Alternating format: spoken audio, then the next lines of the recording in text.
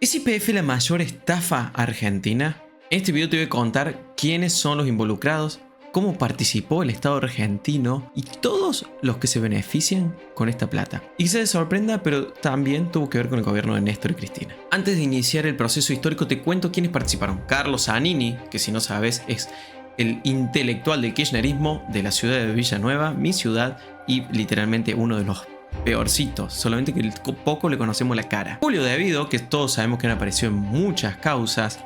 Néstor y Cristina, porque esto sucedió entre el 2007 y 2008, ya van a descubrir por qué. Aparece Kicillof, que sería el que después hace la compra.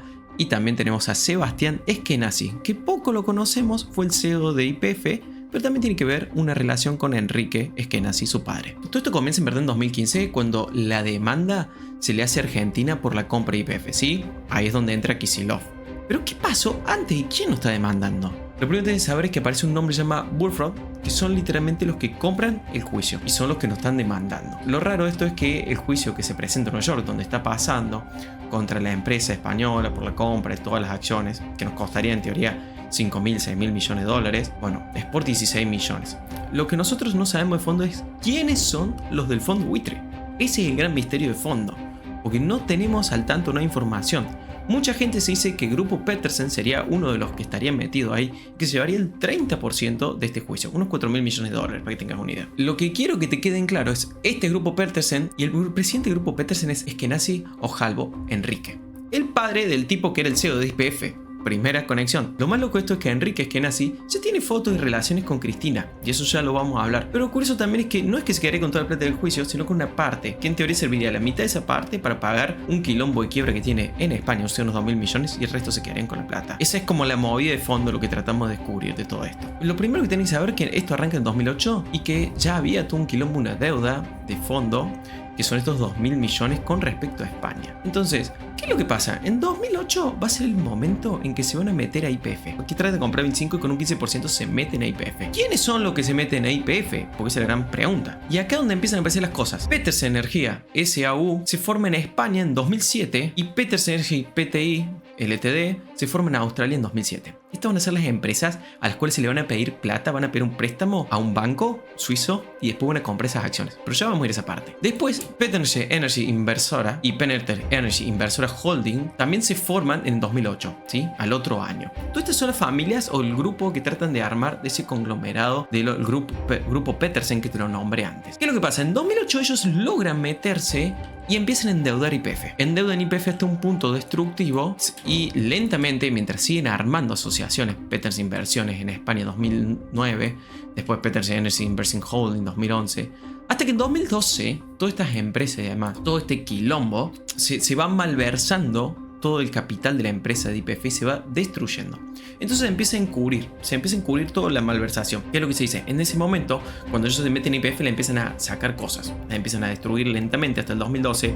Después empiezan a sacar a los directivos e intentan justamente no solamente desvalijar YPF, sino hacerla quedar mal para después meterse en el juicio. O sea que lo que se está hablando acá es que el juicio también fue planificado. No solamente destruyeron la empresa, sino que además le metieron un juicio. Esto no es menor porque este es el año 2012 en el que se compra a YPF por el Estado argentino. Acá es cuando compran ese 51%. Ya vamos a hablar cómo fue la compra. Pero curioso es que una vez que se hace la compra y se desbarajusta todo el quilombo, porque a ver, ellos la compran porque la habían hecho percha primero. Sobre todo los de Eskenazi, los dueños. Ya vamos a hablar también cómo se constituyó. Pero una vez que la compran, ahí es cuando después empieza todo el encubrimiento. O sea, se empieza a sacar a todo el gabinete, a toda la gente a cargo y se empieza todo el encubrimiento de parte del Estado. Y acá es donde pasa la mayor tramoya, que es que entre 2012 y en 2015 se hace todo lo posible para entrar en juicio y para perder contra ellos. Y ahora vamos a ir a la curiosidad de cómo se compra la YPF o cómo entra el grupo Petersen a YPF primero, cómo termina lo que nace ahí. Quiero decirle todo esto que es una investigación que hizo profesional y yo solamente estoy compartiendo y explicándotela muy rápidamente. Lo primero que tienes que saber, que nada se sabía de los Eskenazi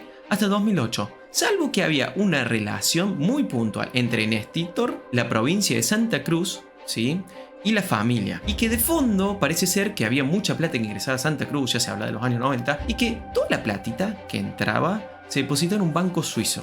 Este banco, es importante que te acuerdes, se llama Credit Suisse. ¿Por qué?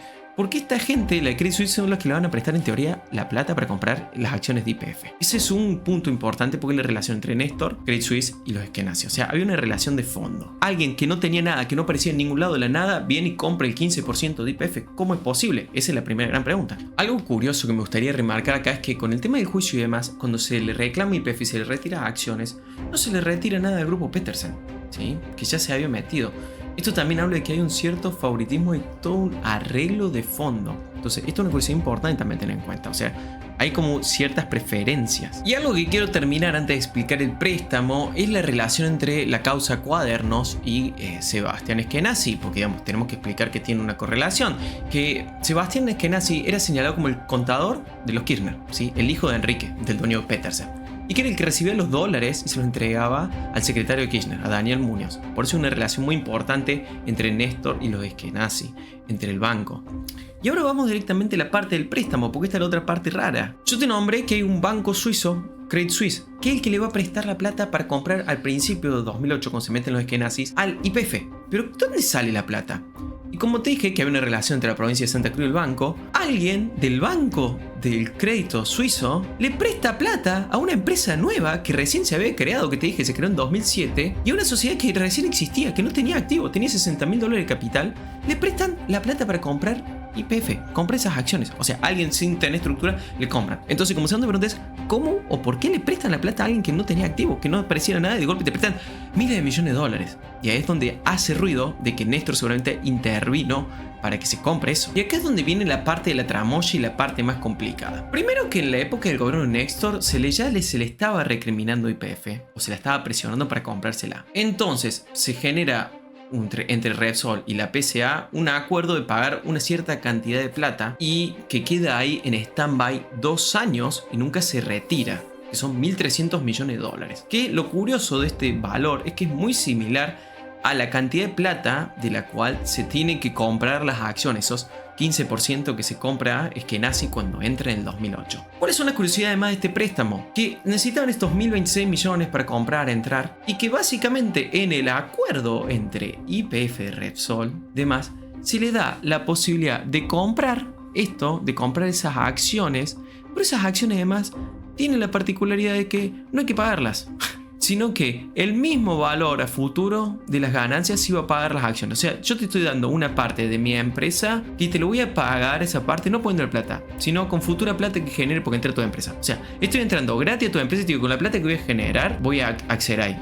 Es como si yo fuera socio, que no pongo nada, solamente que te estoy diciendo que compro las acciones y después les pago. Entonces ahí es cuando empieza a hacer ruido. Y ni hablar que después hace ruido de que hay un montón de plata que sobra, esos 200 millones que estamos hablando, de estos 1.300 son unos 200 millones, y que después hay también un acuerdo que se dice acá, muy raro, donde se dice que se divide un montón de plata en distintas épocas, digamos, se van dividiendo platas en aportes extraordinarios que se van a distribuir a la gente, ¿sí? O sea, además de que no saben cuánta plata van a ganar, por las dudas te vamos a dar, sin aval de ninguna información, un montón de plata. Vamos a empezar a entregar plata a la gente en los próximos años. O sea, los tipos se meten a la empresa y empiezan a sacarle plata, que es lo que te hablé antes. Empiezan a destruir la empresa desde adentro y sacarle todos los activos pasivos cuando emprenden los Eskenazi en el año 2008, con toda esta movida. Lo que termina de llamar la atención de todo esto es que cuando entran, luego de esta compra de las acciones que pagan sin pagarlo, literalmente se compran el 15% de la empresa, es que empiezan a redistribuir la empresa. O sea, los Eskenazi no solamente compran, sino que empiezan a modificar el estatus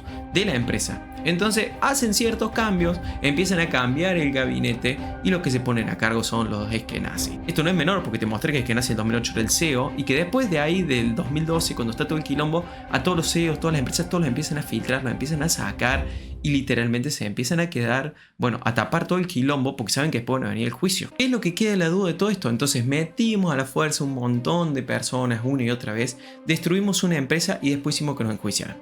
Y nos hicimos que nos enjuiciaran y después la defendimos mal a propósito para perder ese juicio y para pagarle al fondo este buitre, Burford, que todavía no sabemos qué es dueño, pero que se habla de que el 30% de ese juicio, esos 4.000 millones de dólares, serían justamente para el grupo Petersen. El presidente, él es Enrique Eskenazi, que es el que te mostré antes. O sea que literalmente él se llevaría la plata, que fíjense, la amiguita de Néstor y de Cristina, sobre todo de Néstor. ¿Qué es lo que me da a pensar de toda esta causa de YPF? Que Néstor y Cristina de antemano planificaron la compra de YPF, planificaron destruirla y que después también planificaron el juicio. Y también planificaron sistemáticamente que se iba a destruir por parte de Kisilov. Que esto de que destruía Kisilov estaba ya definido el año 1993 en base al estatus de una razón de juicio, en el cual ya sabían de antemano que lo que estaban haciendo como iban a comprar YPF iba a generar un juicio, porque lo había decretado Menem, que se tenía que hacer una oferta pública por las acciones en el mercado bursátil de Nueva York, y obviamente que fue incumplido a discreción esto para que no hiciera un juicio. O sea que Kisilov también sabía que nos iban a demandar. La pregunta final